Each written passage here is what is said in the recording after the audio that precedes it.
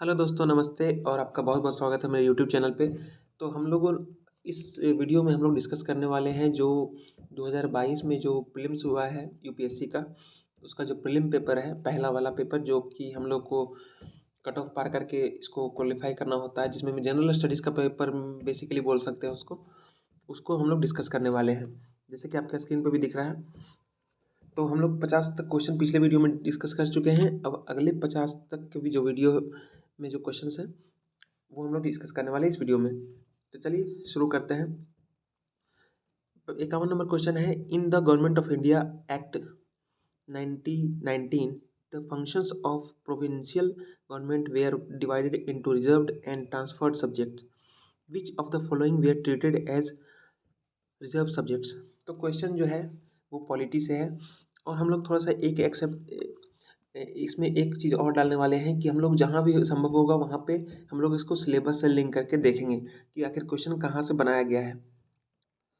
तो हम लोग इसको अगर सिलेबस से कवर करें तो सिलेबस में हम लोग इसको मेंस से सिलेबस से इसको हम लोग टच करेंगे, क्योंकि हम लोग जानते हैं कि मेंस और प्रीलिम्स की जो तैयारी होती है वो इंटीग्रेटेड नहीं होती है और एक्चुअली होती है तैयारी मेंस की ही। उसमें थोड़ी सी पर्टिकुलर जो 1-2 महीने की प्रिपरेशन होती है वो हम लोग प्रीलिम्स पॉइंट ऑफ व्यू से थोड़ी सी कर लेते हैं, लेकिन तैयारी जो होती है वो मेंस की ही करनी चाहिए।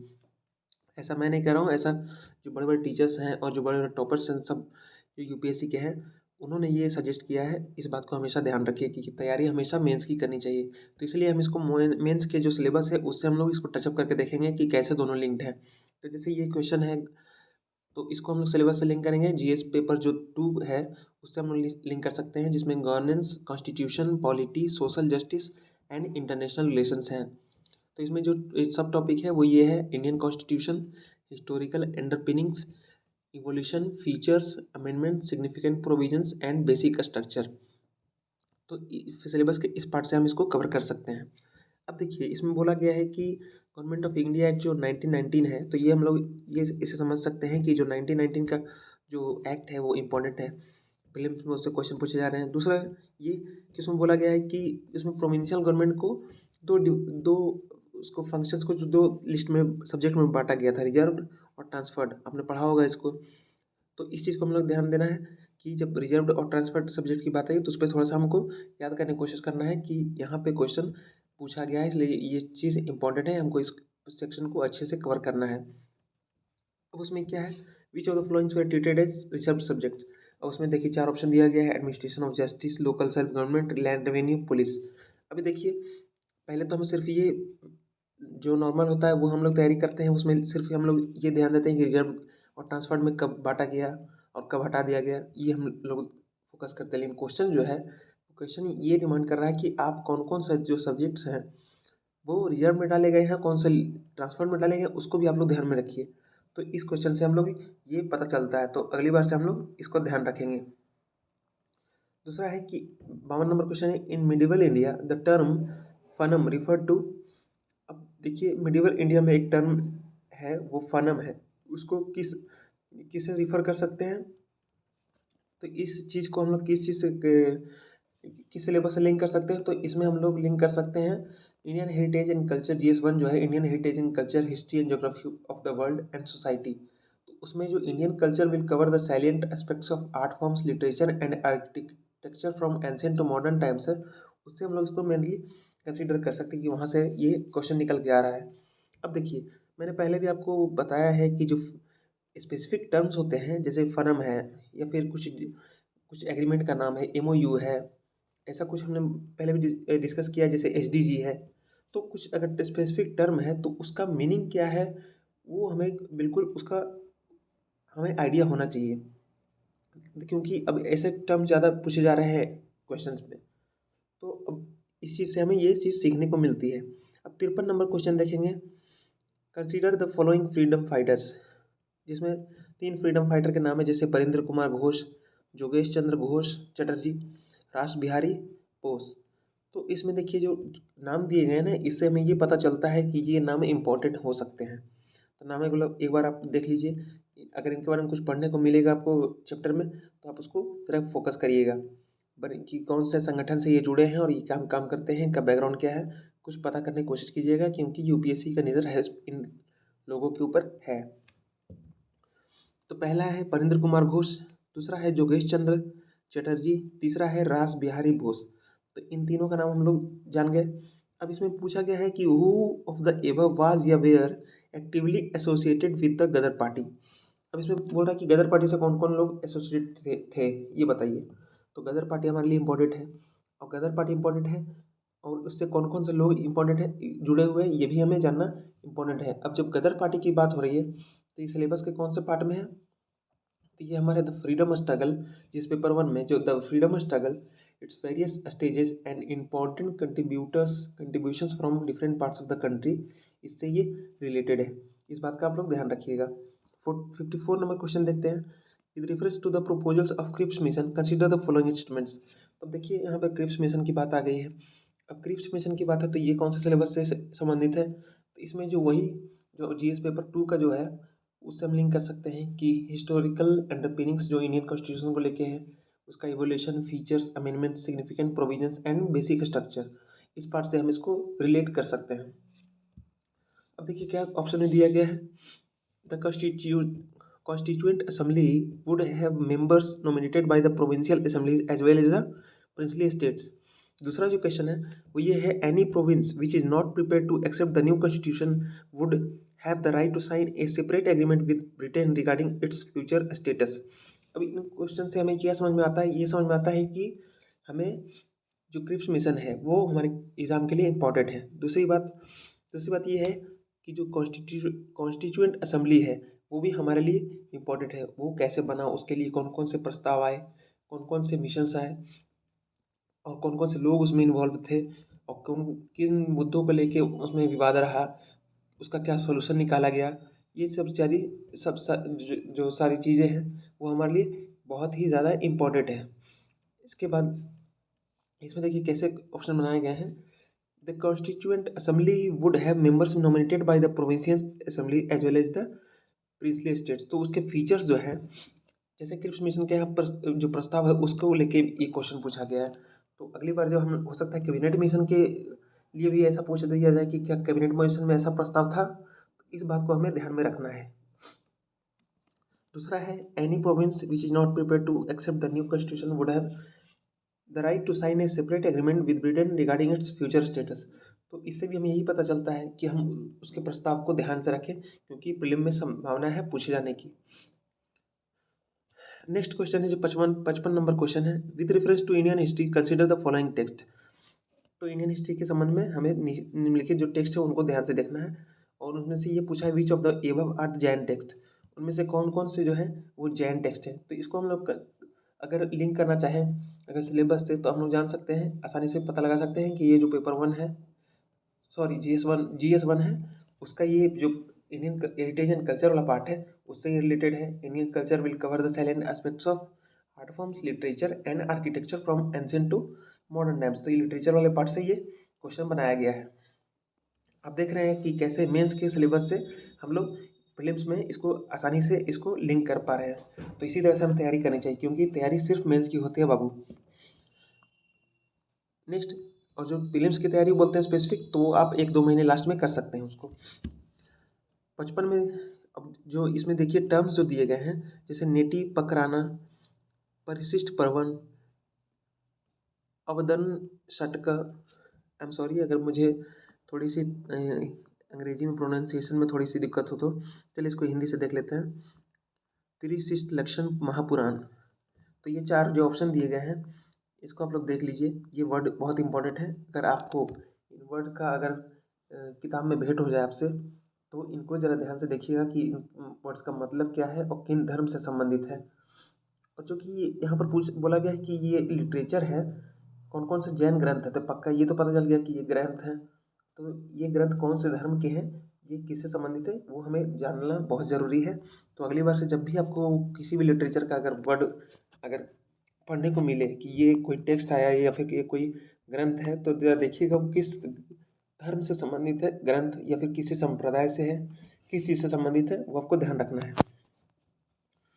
The next is 56 number question है, with reference to Indian history consider the following pairs. तो इसमें क्या है, एक तरफ हिस्टोरिकल पर्सन दिए गए हैं और दूसरा है वो किस धर्म के स्कॉलर हैं, जैसे कि आर्य देव, इधर जैन स्कॉलर दिया हुआ है, यहाँ दिग्नग दिया हुआ है, वो बुद्धिस्ट स्कॉलर दिया हुआ है, नाथ मुनि ये वैष्णव स्कॉलर दिया हुआ है। तो इसमें पूछ रहा है कि कौन कौन से जो पेयर हैं वो मैच है, आर्यदेव, दिग्नाग, नाथ मुनि। तो अब हम लोग को जो पढ़ना है इस तरह से पढ़ना है कि जब अगर बौद्ध धर्म या जैन धर्म के बारे में या फिर वैष्णव धर्म के बारे में पढ़ेंगे तो उसमें अगर किसी व्यक्ति का नाम आ रहा है तो उसमें ध्यान देना है कि ये व्यक्ति इस पर्टिकुलर धर्म से संबंधित है। और अगर मैं इसमें डिटेल में आपको पढ़ना है तो उसमें ये आपको जान लेना है इसके बारे में कि इस व्यक्ति का क्या कंट्रीब्यूशन है, क्या इसने कोई किताब लिखी थी, कोई ग्रंथ लिखा था या कोई इसने बात बोली थी। तो इस चीज़ को हमें इस तरह से तैयारी करनी है। Next is 57 number question, with reference to Indian history consider the following statements. तो पहला स्टेटमेंट क्या है, the first Mongol invasion of India happened during the reign of Jalaluddin Khilji. दूसरा, during the reign of Alauddin Khilji one Mongol assault march up to Delhi and besieged the city. तीसरा statement, Muhammad bin Tughlaq temporarily lost portion of north west of his kingdom to Mongols. अब इसमें कौन से इसके जो statements है वो करेक्ट है वो हमें डिसाइड करने हैं। तो सबसे पहले तो देख लीजिए कि यहाँ पर जो मंगोल की बात हो रही थी कौन सा सिलेबस से है। और हाँ, पिछला वाला जो क्वेश्चन था सॉरी, जो पिछला वाला क्वेश्चन था इसका अगर हम सिलेबस से लिंक करें तो ये इसका भी वही होगा, Indian culture heritage and culture से है, जिसमें ये लिखा हुआ है कि silent aspects of art forms literature and architecture from ancient to modern times, उसी से ये संबंधित है। अब ये जो है ये सिलेबस के कौन से पार्ट से 57 नंबर क्वेश्चन, तो ये जो है आपका क्वेश्चन जो है वो सिलेबस, इसमें जो प्रीलिम सिलेबस है जो बोलता है कि history of India and Indian national movement, उससे आप इसको कनेक्ट करके देख सकते हैं। जी हाँ, सिर्फ मेंस ही नहीं, प्रीलिम्स का भी थोड़ा सिलेबस इसमें हम लोग देखना होगा। अब इसमें देखिए क्या बोला गया है, the first Mongol invasion of India happened during the reign of Jalaluddin Khilji. तो हमें तो पहले मंगोल इन्वेजन को ध्यान में रखना होगा, जब भी हम पढ़ें तो मंगोल इन्वेजन के बारे में सवाल आया है, ऐसा हमें ध्यान में रखना है। दूसरा ये कि मंगोल इन्वेजन किन किन शासकों के टाइम में हुआ। यहाँ पे देखिए लिखा हुआ है जलालुद्दीन खिलजी के बारे में। अगर हमें ये अच्छे से पता है कि कौन सा जो लड़ाई है या फिर कौन सा युद्ध है, कौन सा इन्वेजन है, वो किस शासक के द्वारा किस समय में किस शासक के विरुद्ध किया गया, तो हम आसानी से इन क्वेश्चंस का आंसर दे पाएंगे। दूसरा ये है कि during the reign of Alauddin Khilji one Mongol assault march up to Delhi and besieged the city. तो क्या ये सच है? अब देखिए अलाउद्दीन खिलजी का नाम आ गया, यहाँ पे जलालुद्दीन खिलजी का नाम आ गया, तीसरा है मोहम्मद बिन तुगलक का नाम आ गया। तो आपको ये इंपॉर्टेंट पर्सनालिटी हो गई है अगर यूपीएससी ने इनका सवाल पूछ लिया है अपने क्वेश्चंस में। तो आपको इन लोगों का नाम हमेशा याद रखना चाहिए, और जब भी आप इनसे रिलेटेड कुछ पढ़ें तो आपको उस चीज़ को बाकायदे अच्छे से पढ़ना है और यूपीएससी पॉइंट ऑफ व्यू से नोट करते हुए आपको समझते हुए चलना है। अब देखिए उन्होंने क्या किया है ये भी ध्यान में रखना है। जैसे कि यहाँ पर बोला गया क्या, Muhammad bin Tughlaq temporarily lost portions of north west of his kingdom to Mongols. तो इसमें बोला जा रहा है कि मंगोल को कुछ जो पोर्शन है नॉर्थ वेस्ट का वो मोहम्मद बिन तुगलक ने दे दिया था। तो क्या हार गए थे ये, क्या ये सच है? तो हमें उस चीज़ के बारे में भी ध्यान रखना है। The next question is 58 number, with reference to Indian history one who of the following were known as कुलह तरान। इसका हम लोग हिंदी में देख लेते हैं क्या होता है। भारतीय इतिहास के संदर्भ में निम्नलिखित में से कौन कुलाह दारन कहलाते थे? कुलाह दारन, क्या ये अरब व्यापारी थे या कलंदर थे या फारसी नवीस थे या फिर सैयद थे? तो कुलाह दारन कौन कहलाते थे? तो हमें देखिए ये एक टर्म है, और ये टर्म है तो मैंने पहले भी आपको बोला है कि टर्म आए तो उसके बारे में ज़रा सावधान हो जाइए, क्योंकि ये टर्म यूपीएससी के फेवरेट होते हैं। तो आपको जानना है कि वो टर्म आखिर क्या बोल रहा है, किसके बारे में बोल रहा है, वो सब आपको जानना चाहिए। चलिए नेक्स्ट क्वेश्चन देखते हैं। 59 number question, with reference to Indian history consider the following statements. तो इसमें जो पहला स्टेटमेंट है ये कि the Dutch establish their factories warehouses on the east coast on lands granted to them by Gajapati rulers. तो क्या ऐसा है? तो इसमें बोल रहा है कि the Dutch establish their factories warehouses on the east coast on lands granted to them by Gajapati rulers. तो डच से भी रिलेटेड क्वेश्चंस आते हैं, सिर्फ इंग्लिश और फ्रेंच से नहीं आते, डच से भी आते हैं, पुर्तगाल से तो आते ही हैं। दूसरा देखिए पुर्तगाल का नाम लिया, पुर्तगाल आ गया। Alfonso de Albuquerque captured Goa from the Bijapur sultanate. तीसरा है the English East India company establish a factory at Madras on a plot of land leased from a representative of the Vijayanagar empire. तो यहाँ पर इन सब क्वेश्चन को देखने के बाद हमें ये पता चलता है कि एक तो ये ध्यान में रखना है कि कौन कौन से देश महत्वपूर्ण है, जैसे कि डच यहाँ इम्पोर्टेंट है। यहाँ पर देखिए पुर्तगाली इम्पोर्टेंट है, पुर्तगाली से भी ज़्यादा उनके जो यहाँ पर नाम ले लिया गया गवर्नर का, तो वो अल्फांसो डू एल्बुकर, तो एल्बुकर भी हमारे लिए इम्पोर्टेंट हो गए। तीसरा इसमें देखिए यहाँ पर फैक्ट्री का नाम लिया गया कि मद्रास के पर्टिकुलर लैंड का नाम लिया गया है मद्रास। तो ये हमारे लिए इम्पोर्टेंट हो गई कि कौन से देश ने किस जगह पे अपनी फैक्ट्री बनाई और किससे लेके बनाई। यहाँ पर देखिए विजयनगर एम्पायर का नाम लिया कि विजयनगर एम्पायर से लेके इन्होंने बनाई। यहाँ पर देखिए विजयपुर सल्तनत का नाम लिया कि उन्होंने इनसे जीता। तीसरा में यहाँ पर देख रहे हैं कि गजपति रूलर्स का नाम है कि उनसे ये लैंड लेके ईस्ट कोस्ट पे इन्होंने बनाया। कहाँ पे बनाया, किसने दिया लैंड, किसको दिया, किस देश ने बनाया, ये सब आपको ध्यान में क्लियर होना चाहिए। The next question is 60। According to Kautilya Arthashastra which of the following are correct. तो इन सब जो लगातार हम क्वेश्चन डिस्कस कर रहे हैं वो आप प्रीलिम्स में history of India and Indian national movement इस टॉपिक से रिलेट कर सकते हैं। और अगर हिस्ट्री का अगर बात यहाँ पर आ रही है जो कि प्री मॉडर्न है, तो उसमें आप इंडियन कल्चर एंड हेरिटेज पर आप उसको फोकस कर सकते हैं। अब जैसे कि यहाँ कौटिल्य अर्थशास्त्र की बात हो रही है, तो यहाँ पर लिटरेचर जो है एंशिएंट टू मॉडर्न टाइम्स, उससे आप रिलेट कर सकते हैं जिस पेपर 1 में इंडियन हेरिटेज एंड कल्चर के अंतर्गत तो बोला जा रहा है कौटिल्य अर्थशास्त्र के बारे में। तो कौटिल्य का अर्थशास्त्र हमारे लिए इंपॉर्टेंट हो गया। अब इसमें क्या बोला जा रहा है पहले ऑप्शन में, a person could be a slave as a result of a judicial punishment. अब देखिए कौटिल्य अर्थशास्त्र में कुछ चीज़ें हैं जो हमारी किताब में दी हुई हैं कि इसमें ये प्रोविजंस थे, उस समय दंड की ये प्रोविजंस थे और टैक्सेशन की ये व्यवस्था थी, लैंड रेवेन्यू की ये सिस्टम था, सेना की व्यवस्था थी या नहीं थी, महल कैसे होते थे, ये सब बातें उसमें एनसीईआरटी में बाकायदे दी हुई है और रेफरेंस के साथ दी हुई है कि इस चीज़ में से ये चीज़ बताया गया है, इंडिका से हमने लिया है या फिर कौटिल्य के अर्थशास्त्र से लिया है, ये सब चीज़ें वहाँ पर लिखी हुई हैं। तो वो हमें ध्यान में रखनी है क्योंकि उससे देखिए क्वेश्चंस बन रहे हैं, पूछे जा रहे हैं। A person could be slave as a result of a judicial punishment. तो ऐसा क्या है, ये हमें ध्यान रखना है कि उस समय की सामाजिक व्यवस्था कैसी थी, उस समय के दंड विधान कैसे थे, उससे लेके क्वेश्चन देखिए पूछे जा रहे हैं। If a female slave bore her master a son she was legally free. तो इसमें ये बोला जा रहा है कि फीमेल के कंडीशन को लेके बोला जा रहा है, स्लेव के कंडीशन को लेके बोला जा रहा है, और उस समय के नियम क्या थे इस सब को लेके वो यहाँ पर पूछा जा रहा है। तीसरा है if a son born to a female slave was fathered by her master the son was entitled to the legal status of the master son. ये सारा चीज़ जो मैंने अभी बोली आपको कि आपको उस समय का स्टेटस देखना होगा। 61 नंबर क्वेश्चन देख लेते हैं हम लोग। 61 नंबर क्वेश्चन, जी हाँ यहाँ पे आ गया। तो 61 नंबर क्वेश्चन देख लेते हैं। Consider the following statements. तो पहला जो स्टेटमेंट है वो ये है कि tight monetary policy of US federal reserve could lead to capital flight. तो इसको हम लोग सिलेबस से लिंक करते हैं। तो सिलेबस में अगर प्रीलिम्स का सिलेबस देखें तो प्रीलिम्स में ये बोला गया है कि economic and social development, sustainable development, poverty inclusion, demographic social sector initiatives, ये लिखा हुआ है। लेकिन साथ साथ अगर सबसे पहला ये अगर हम लोग स्टेटमेंट देखें तो ये लिखा हुआ है current event of national and international importance. तो इस चीज़ को भी हम लोग को ध्यान में रखना है, दो चीज़ से इसको रिलेट कर सकते हैं। और अगर हम लोग यहाँ पे जाएँ अगर मेंस के सिलेबस में, तो उसमें जैसे कि मेंस का जो हेडिंग है वो ये है technology, economic development, biodiversity, environment, security and disaster management. तो उसमें जो इकोनॉमिक डेवलपमेंट के जो क्वेश्चंस हैं उसमें आप ये inclusive growth and issues arising out of it, ये आप इसको रिलेट कर सकते हैं। साथ साथ Indian economy and issues related to planning, mobilisation of resources, growth, development and employment, इससे भी आप इस चीज़ को रिलेट कर सकते हैं। तो चलिए अब आते हैं सवाल पे कि tight monetary policy of US federal reserve could lead to capital flight. तो हमें ये ध्यान रखना है कि अक्सर न्यूज़ में आता है कि यूएस फेडरल रिजर्व ने अपनी ब्याज दरें घटा दी या फिर बढ़ा दी।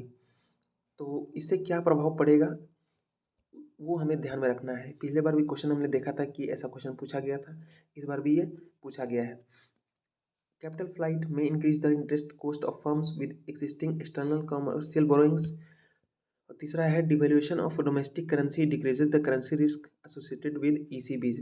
तो हमें तो ईसीबीज पता होना चाहिए, उसके साथ साथ टाइट मॉनेटरी पॉलिसी का मतलब क्या होता है ये पता होना चाहिए, कैपिटल फ्लाइट क्या होता है ये पता होना चाहिए।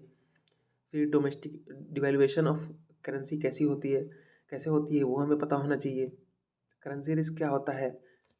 तो ये सारी बातें जब तक हम नहीं पता कर होगा तो हम लोग इस सवाल का जवाब नहीं दे पाएंगे। तो इन सारी चीज़ों को आपको जो स्टैटिक बुक है और जो करंट अफेयर मैगजीन आते हैं उसमें अच्छे से कवर होते हैं, तो आप लोग उसको ध्यान रखिएगा। The next is 62 number question. Consider the following states. 4 states के नाम दिए हुए हैं, आंध्र प्रदेश, केरला, हिमाचल प्रदेश, त्रिपुरा। अब पूछा गया है how many of the above are generally known as tea producing states. अब देखिए क्रॉपिंग पैटर्न भी क्वेश्चन पूछा गया है। अगर हम लोग प्रीलिम के क्वेश्चन में देखें तो इसमें इसी से हम रिलेट कर पाएंगे कि Indian and world geography, physical social economic geography of India and the world. अब कहेंगे कि ज्योग्राफी से कैसे रिलेट कर सकते हैं, बिल्कुल कर सकते हैं। पहले तो ये स्टेट की बात हो रही है, दूसरी यहाँ पर इकोनॉमिक ज्योग्राफी भी यहाँ पर प्रीलिम्स के सिलेबस में है, तो इसलिए ये हमारे लिए इस सेक्टर से भी इम्पॉर्टेंट है। दूसरा है ये कि economic and social development, sustainable developments, poverty, inclusion, demographics, social sector initiatives etc. तो इकोनॉमिक एंड सोशल डेवलपमेंट से हम इसको कनेक्ट कर सकते हैं, क्योंकि चाय की इकोनॉमी है तो उससे वहाँ के स्टेटस के बारे में पता चलता है। अब जैसे कि यहाँ पे बोला जा रहा है कि इन 4 स्टेटों में कौन से टी प्रोड्यूसिंग स्टेट्स हैं, तो कल को ये भी पूछा जा सकता है कि इनमें से कौन बाजरा प्रोड्यूसिंग स्टेट्स हैं, इनमें से कौन वीट प्रोड्यूसिंग स्टेट्स हैं, इनमें से कौन कॉफ़ी प्रोड्यूसिंग स्टेट्स हैं, रबर प्रोड्यूसिंग स्टेट्स हैं। समझ रहे हैं आप। तो इस चीज़ को आप लोग ध्यान में रखिएगा कि अगली बार से जब आप कोई भी सोर्स से आप पढ़ें कुछ भी, तो ये ध्यान रखिएगा कि अगर स्टेट्स का मामला है और क्रॉप्स का मामला है तो ये एंगल से भी हमें क्वेश्चंस को देखना है। The next is consider the following statements. In India, credit rating agencies are regulated by Reserve Bank of India. दूसरा है the rating agency popularly known as ICRA is a public limited company. तीसरा है Brickwork Ratings is an Indian credit rating agency. तो इस question को हम लोग देख के क्या अनुमान लगा सकते हैं। सबसे पहले जो सिलेबस का पार्ट है, तो current events of national and international importance से आप इसको लिंक कर सकते हैं। अगर मेन से जोड़ना है तो इकोनॉमिक डेवलपमेंट से आप इसको लिंक कर सकते हैं सीधे सीधे।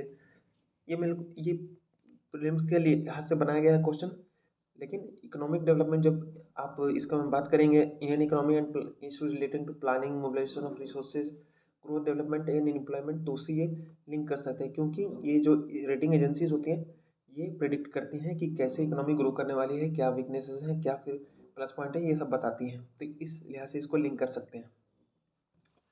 अब इसमें देखते हैं कि जो बोला गया कि क्या एक ब्रिक वर्क जो रेटिंग है, क्या वो इंडियन क्रेडिट रेटिंग एजेंसी है। तो ये हमें पता होना चाहिए कि जो रेटिंग एजेंसी अपनी रिपोर्ट समय पर देती है वो कहाँ की कंपनी है, क्या वो इंडियन है या फिर बाहरी है, ये हमें ध्यान रखना होगा।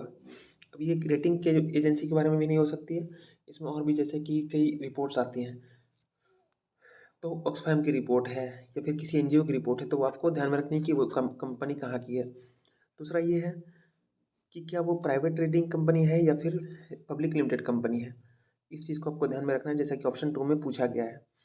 तीसरा ये कि क्या वो जो क्रेडिट ट्रेडिंग एजेंसी है वो आरबीआई रेगुलेट करती है या फिर कोई और लॉ है या फिर कोई और बॉडी है वो रेगुलेट करता है इसको, इस चीज़ को हमें ध्यान रखना है। अब जो नेक्स्ट क्वेश्चन है वो है 64 नंबर। इसमें पूछा गया है कि with reference to the bank boards bureau which of the following statements is correct. तो बैंक्स बोर्ड ब्यूरो अक्सर न्यूज़ में रहता है, तो उसको लेके इन्होंने क्वेश्चन बनाया, तो आप इसको current events of national and international importance से इसको लिंक करके आप इसको जान सकते हैं। तो इसमें जो पहला ऑप्शन दिया गया है, the governor of RBI the chairman of BBB. दूसरा है कि BBB recommends for the selection of heads for the public sector banks. Third is BBB helps the public sector banks in developing strategies and capital raising plans. मुझे याद है कि 2019 या 20 में शायद ये क्वेश्चन पूछा गया था कि जो बैंकों के हेड है उसकी नियुक्ति कौन करता है, क्या बैंक ऑफ बोर्ड ब्यूरो करता है या फिर आरबीआई करता है या सेंट्रल गवर्नमेंट करती है या फिर कुछ एक और ऑप्शन था। तो देखिए बैंक बोर्ड ब्यूरो बहुत इंपॉर्टेंट बॉडी है जिसको हमें ध्यान में रखना होगा, इसके बारे में जानना होगा कि इसके क्या क्या मेन प्रॉपर्टी और फीचर्स हैं। तो इसमें देखिए बोला गया है कि governor of RBI is the chairman of BBB. तो जैसे कोई भी बॉडी मिले ना आपको तो उसके चेयरमैन के बारे में आपको जानना है, अगर खासकर अगर उस बॉडी के चेयरमैन जो है आरबीआई के हैं या फिर सेंट्रल गवर्नमेंट के को मिनिस्टर हैं या फिर प्राइम मिनिस्टर हैं, ऐसा कुछ अगर आपको देखने को मिले या फिर प्रेसिडेंट हैं या फिर गवर्नर हैं, तो आपको उसको नोट करना है। दूसरा है कि BBB recommends for the selection of heads for the public sector banks. तो अगर कोई ऐसा इंपॉर्टेंट काम हो रहा है जैसे बैंकिंग से रिलेटेड, उसमें अगर कोई बहुत बड़े पद पे है जैसे कि मॉनेटरी पॉलिसी कमेटी है, उसके जो अध्यक्ष होते हैं, कौन होते हैं, कितने मेंबर्स होते हैं, ये सब चीज़ आपको ध्यान रखना है। और साथ साथ वो बॉडी जो है वो क्या काम करती है ये भी आपको ध्यान रखना है।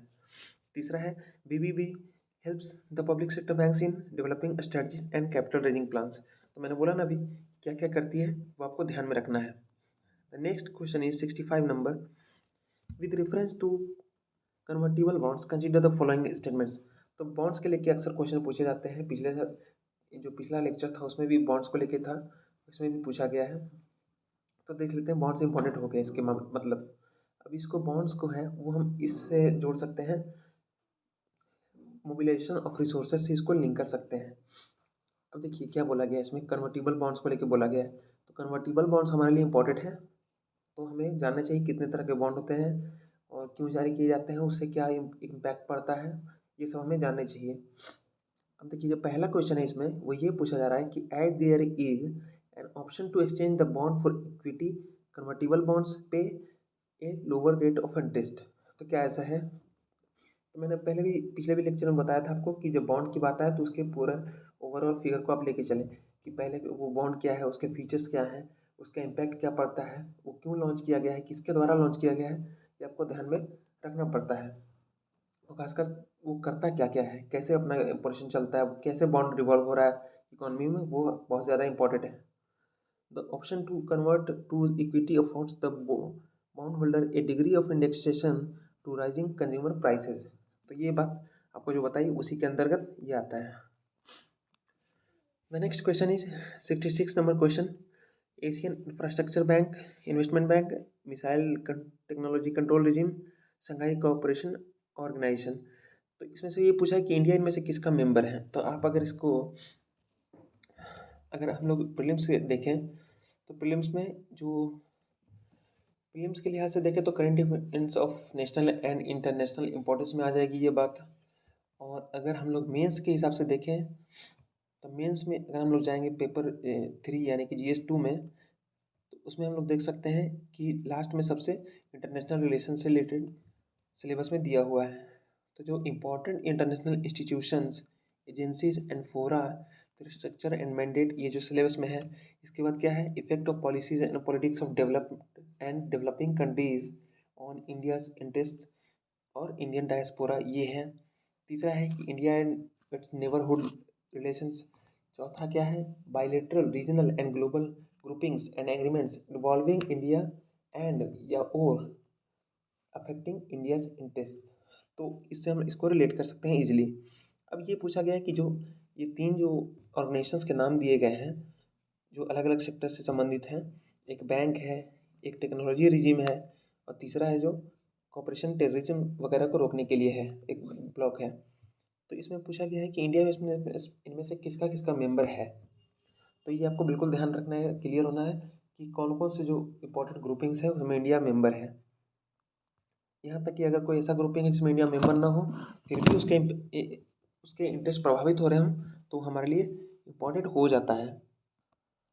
तो अगला जो क्वेश्चन है वो ये है कि पहला ऑप्शन उसमें दिया हुआ है, consider the following statements. Vietnam has been one of the fastest growing economies in the world in the recent years. दूसरा है, Vietnam is led by a multi party political system. तीसरा है, Vietnam's economic growth is link to its integration with global supply chains and focus on exports. चौथा है, for a long time Vietnam's low labour cost and stable exchange rates have attracted global manufacturers. पांचवा है, Vietnam has the most productive E service sector in the Indo Pacific region. तो ये हमारे जो इसको अगर प्रीलिम्स से देखें तो ये जो इम्पोर्टेंट करंट अफेयर्स होते हैं उससे हम लोग लिंक कर सकते हैं जो नेशनल और इंटरनेशनल इम्पोर्टेंस के हैं।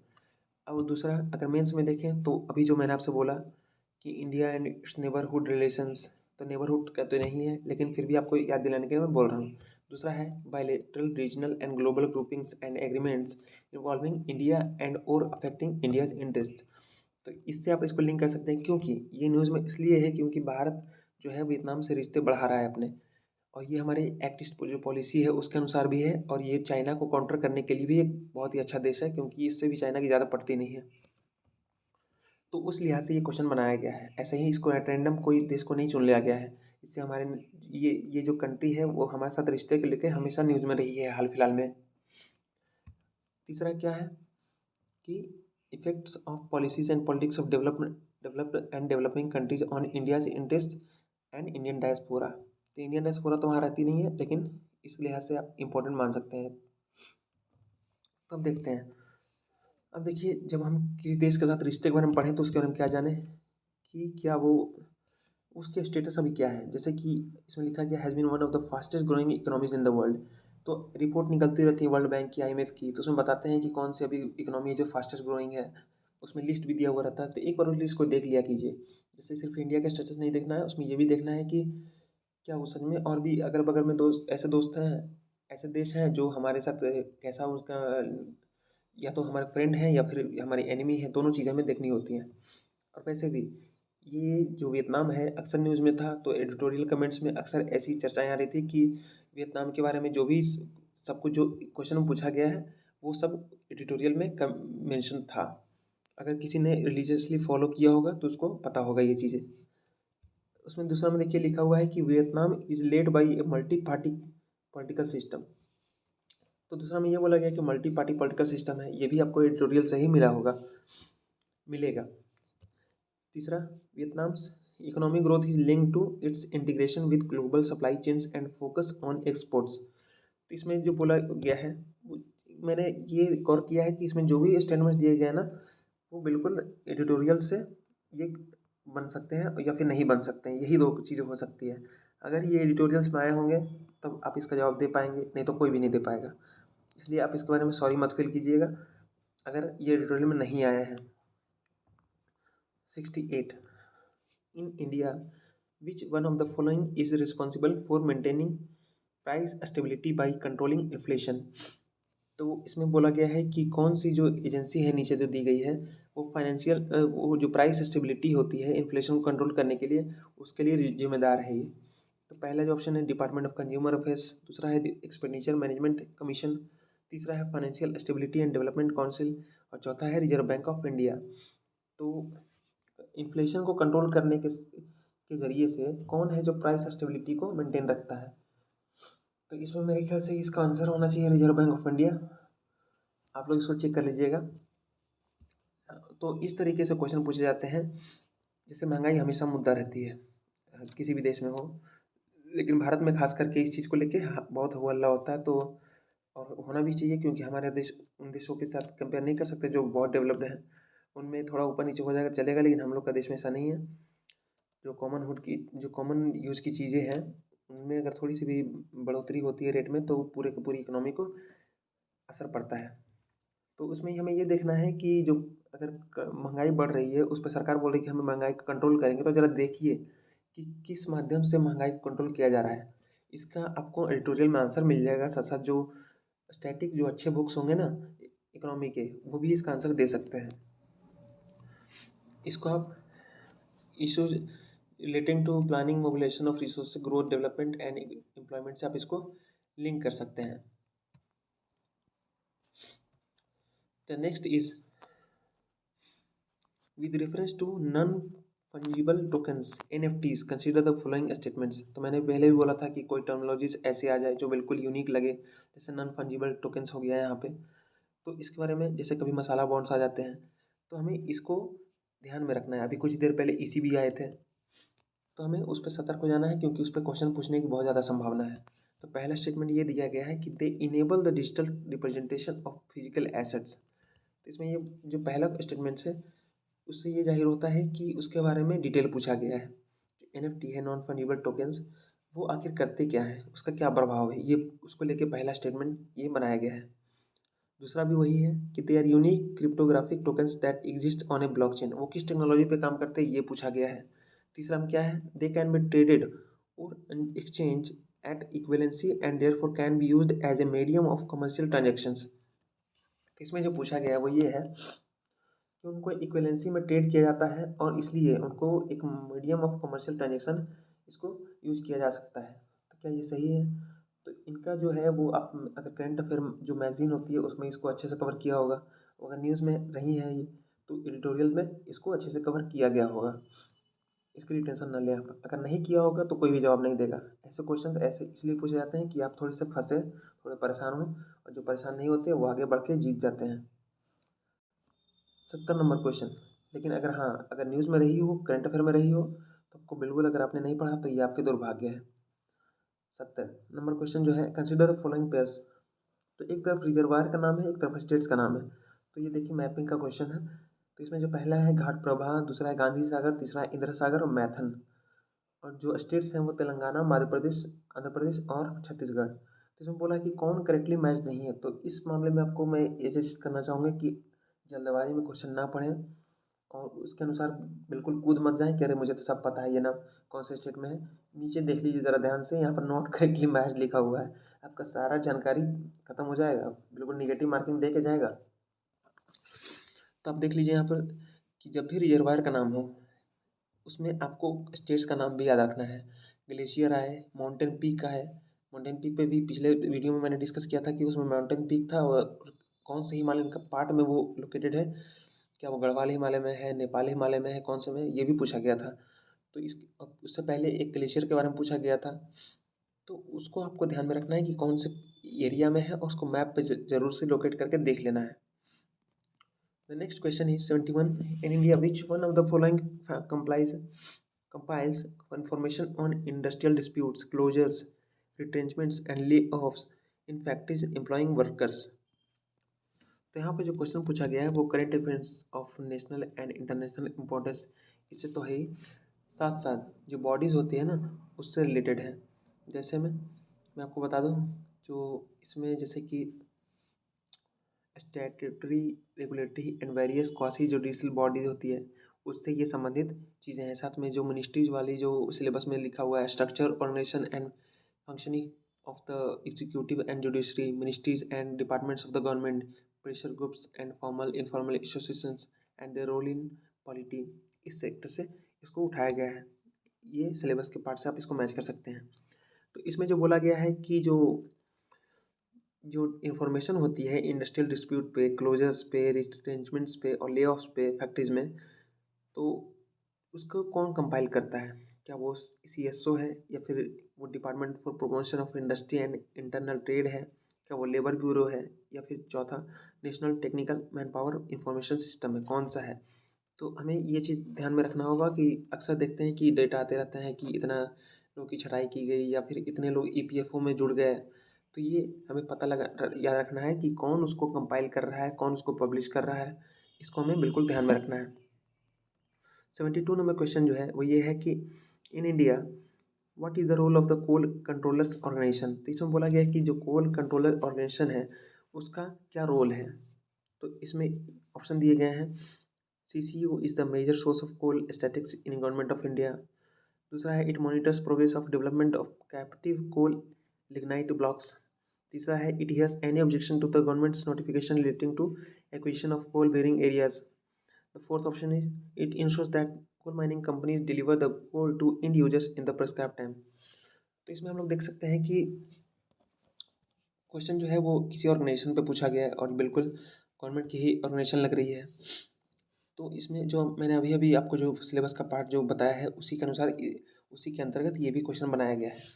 अब देखिए कोल के लेके कोल ब्लॉक अक्सर न्यूज़ में रहती ही है, तो उसमें हमें ये ध्यान देना है कि जो CC कोई ऑर्गेनाइजेशन है वो क्या काम कर रही है।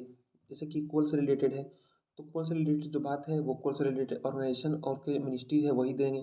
तो उसमें अगर देखिए कि अगर कोई स्पेसिफिक जो बॉडी है वो इसके लिए बोल रही है या उसकी कोई रिपोर्ट आई है तो वो आपको ध्यान में रखनी चाहिए। उसके साथ साथ वो बॉडी क्या क्या काम करती है वो आपको ध्यान में रखना है। ये आपको करंट अफेयर मैगजीन में अच्छे से कवर मिलेगा और वो बॉडी क्या काम करती है वो तो आपको ध्यान रखना ही है। Next question is if a particular area is brought under the fifth schedule of the Constitution of India, which one of the following statements best reflects the consequence of it? तो इसमें सीधा सीधा ये बोला गया है, जो सिलेबस का पार्ट है इंडियन कॉन्स्टिट्यूशन उससे ये बनाया गया है। हिस्टोरिकल अंडरपिनिंग्स है, इवोल्यूशन है, फीचर्स है, अमेंडमेंट्स है, सिग्निफिकेंट प्रोविजंस है एंड बेसिक स्ट्रक्चर, उससे ये क्वेश्चन बनाया गया है। अब इसमें बोला गया है कि फिफ्थ जो शेड्यूल है, अगर उसमें कोई पर्टिकुलर एरिया को ऐड किया जाता है तो उसको क्या प्रोनाउन होंगे, ये जानने के लिए तो अब आपको इससे हमें ये सीखना है कि अगर कल को सिक्स शेड्यूल में कुछ हो या फिर टेंथ शेड्यूल में हो या ट्वेल्थ शेड्यूल में हो या फिर फर्स्ट शेड्यूल में हो तो उसका क्या इम्पैक्ट होगा, तो ये हमें इस तरीके से पढ़ना है। नेक्स्ट इज इसका ऑप्शन जो है वो क्या है, this would prevent the transfer of land of tribal people to non tribal people. तो कोई भी शेड्यूल है, कोई भी एक्ट है, कोई भी बेसिक स्ट्रक्चर डॉक्ट्रिन है, कोई भी फीचर है या फिर कोई भी अमेंडमेंट है, तो उसके आपको प्रोविजंस देखने हैं कि उसका क्या मतलब है, उसका क्या बोल रहा है, क्या क्या प्रोविजन किए गए हैं, उसका क्या प्रभाव पड़ने वाला है। तो ये चीज़ें अगर हम लोग ध्यान से देखेंगे तो हम लोग इन क्वेश्चंस का आंसर अच्छे से दे सकते हैं। The next question is consider the following statements. तो इसमें 74 नंबर जो क्वेश्चन है वो ये है, the Indian sanitation coalition is a platform to promote sustainable sanitation and is funded by the government of India and the world health organisation. दूसरा है, the national institute of urban affairs is an apex body of the ministry of housing and urban affairs in government of India and provides innovative solution to address the challenges of urban India. तो इसमें जो first और second जो statement है वो ये बोला गया है इंडियन स्टेट सैनिटेशन कोalition को लेके है और national institute of urban affairs को लेके है। तो इसमें देखिए, एक तो है कि ये प्लेटफॉर्म जो है वो क्या काम करते हैं, पहले स्टेटमेंट में को पढ़े हम ध्यान से, वो ये पूछ रहा है इसको कौन फंड करता है, ये पूछा गया है। और साथ साथ दूसरा में क्या पूछा गया है कि ये किस मिनिस्ट्री की बॉडी है और ये जो है इसका काम क्या है, ये पूछा गया है। तो आप जब भी कोई भी बॉडी आए तो उसको ये देखिए कि कौन से मिनिस्ट्री के अंतर्गत है, अगर वो गवर्नमेंट के अंदर है तो कौन से मिनिस्ट्री के अंतर्गत है, उसको हेड कौन कर रहा है, उसको फंडिंग कहाँ से मिलती है और उसको वो ऑटोनोमस है या फिर डायरेक्टली अंडर गवर्नमेंट कंट्रोल है। ऐसा आपको ध्यान में रखना है, तब आप जाके प्रीलिम्स को अच्छे से क्वालिफाई कर पाइएगा। और इसको जो हम लोग जो बॉडी है जो हमने अभी बात की, regulatory statutory and various quasi judicial bodies, उसी में आप इसको लिंक करके देख सकते हैं सिलेबस के पार्ट से। और इस लेक्चर का जो लास्ट क्वेश्चन है 75 नंबर क्वेश्चन, हम एक लेक्चर ऑन बनाएंगे, उसमें 76 से लेके 100 क्वेश्चन तक हम लोग डील करेंगे। अगर सेशन अच्छा लगा तो लाइक कीजिए और डिसलाइक कीजिए अगर ना पसंद आए तो, लेकिन कारण जरूर बताइए, दोनों का कारण बताइए कमेंट सेक्शन में। और अगर आगे वीडियो चाहिए तो प्लीज़ सब्सक्राइब कर दीजिए। 75 नंबर क्वेश्चन ये है कि which one of the following has been constituted under the environment protection act 1986। तो इसमें जो पहला ऑप्शन है वो ये है कि central water commission, central ground water board, central ground water authority. तो डी है नेशनल वाटर डेवलपमेंट एजेंसी। तो इसमें जो बोला गया है एक एक्ट के नाम पे क्वेश्चन बनाया गया है, इन्वायरमेंट प्रोटेक्शन एक्ट 1986। तो सिलेबस में देखें तो प्रीलिम्स का सिलेबस देखें तो उसमें जो है general issues on environmental ecology, biodiversity and climate change, तो इससे ये क्वेश्चन बन जाएगा। और अगर मेंस में देखें तो जो इन्वायरमेंट और बायोडाइवर्सिटी का जो जो सेक्शन है जीएस पेपर 3 में, उसमें हम लोग देख लेते हैं, उसमें होगा। और ये जो सिलेबस में इसमें क्या लिखा हुआ है, conservation, environmental pollution and degradation, environmental impact assessment, इस सिलेबस के इस पार्ट से हम इस क्वेश्चन को लिंक कर सकते हैं। तो इसमें क्या बोला गया है, एक एक्ट का नाम दिया गया है, वो भी इन्वायरमेंट का एक्ट है, तो हमें इन्वायरमेंट को ज़्यादा ध्यान देना है। दूसरा ये है कि इसमें ये पूछा जा रहा है कि इस एक्ट के अंतर्गत कौन सी बॉडी बनाई गई है, क्या वो सेंट्रल वाटर कमीशन है, क्या वो सेंट्रल ग्राउंड वाटर बोर्ड है, क्या वो सेंट्रल ग्राउंड वाटर अथॉरिटी है या फिर नेशनल वाटर डेवलपमेंट एजेंसी है। तो कौन सी बॉडी, तो इससे हमें ये पता चलता है कि किसी एक्ट को पढ़ें तो उसके प्रोविजंस को आप ध्यान में रखें, इससे ये निकल के आता है। तो चलिए आज का सेशन यहीं पे समाप्त करते हैं। आपका बहुत बहुत धन्यवाद, अगले सेशन में हम मिलते हैं फिर। जय हिंद।